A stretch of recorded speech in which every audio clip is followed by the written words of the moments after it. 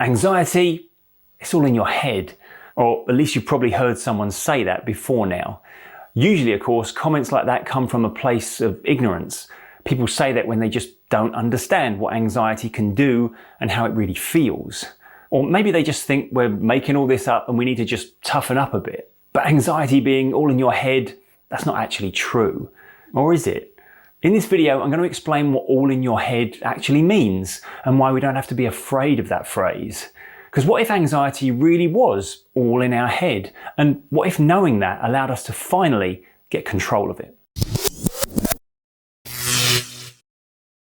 I've been working with anxiety clients for nearly 15 years, and one of the biggest light bulb moments for many comes when they realise that anxiety really is all in their head, but not in that dismissive way people usually mean. It turns out when we truly understand what's going on in our head, it changes everything about how our body responds to it. When people first come to see me, it's often because they're frightened by how anxiety feels in the body. They might say things like, my heart's pounding out of my chest, I can't breathe properly, my stomach's in knots, my head feels like it's full of pressure. And I get it, those sensations can be pretty intense. So intense, in fact, that it's completely natural to think something must be physically wrong. But the important thing to understand here is that those sensations don't come from a physical malfunction. They come from our emotional state. Think about the last time someone gave you a fright. Maybe you turned round and someone was suddenly standing behind you. Your heart rate doubled, you jumped out of your skin, all because of one simple thought: I'm in danger. That wasn't your body breaking down, that was your body doing exactly what it's supposed to do when your mind perceives a threat. For that brief moment, it was deemed an entirely appropriate response. And this is no different from what's going on with anxiety. It's a mental and emotional process that creates physical sensations. It's not a medical problem, it's an emotional one. But again, not an emotional malfunction. At worst, it's a misunderstanding, a confusion in your subconscious. The trouble is, when we don't realise this, we start treating anxiety like it's an illness. We look for the medical cause of our feelings. So we Google our symptoms, we go to the doctor, we convince ourselves that something must be going physically wrong. Or when the doctor does tests and can find nothing medically wrong and tells us this is probably anxiety related, we assume that we've just been diagnosed with this illness called anxiety, when all the doctor's really saying is this isn't medical, it's emotional. But by perceiving anxiety to be a medical issue, we send a very specific message to our subconscious. This is dangerous. This feeling is a threat. And of course, what does the subconscious do when it thinks something's dangerous? It puts you into a fear state. You go into some degree of fight or flight, and the subsequent adrenaline and cortisol in your system just makes you feel physically worse. That's how we end up in the anxiety loop, where the main thing we're anxious about is our own anxiety-related sensations, which, as I'm sure you've worked out, just creates more of them. One reason this happens is because we often don't consciously know why we feel anxious, and that can be really confusing. Here's why.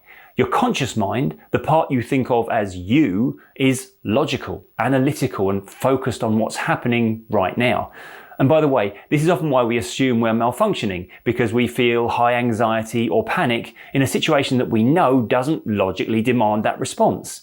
But your subconscious is emotional, protective, and constantly scanning for anything that could harm or upset you, even the things you're not consciously aware of. So sometimes when you feel anxious for no reason, it's not that there is no reason, it's just that the reason exists below the level of conscious awareness. It's based on all your old beliefs and learnings, maybe from years ago, often from childhood experiences you sometimes can't even recall. So the fact we're feeling on edge in a certain situation is very probably not because there's something going wrong with you, it's because there's a part of you waving a red flag that just might not be relevant anymore. The other reason, of course, why we feel anxious seemingly without reason is because the thing we're anxious about, as we mentioned earlier, is our anxiety. And guess what?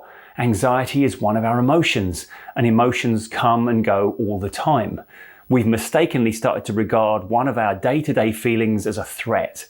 That's why it feels like it comes out of nowhere, because it's a natural part of our daily process. We've never had to learn to do it consciously, and our subconscious is constantly triggering these feelings because emotions are the tools our mind uses to navigate the world.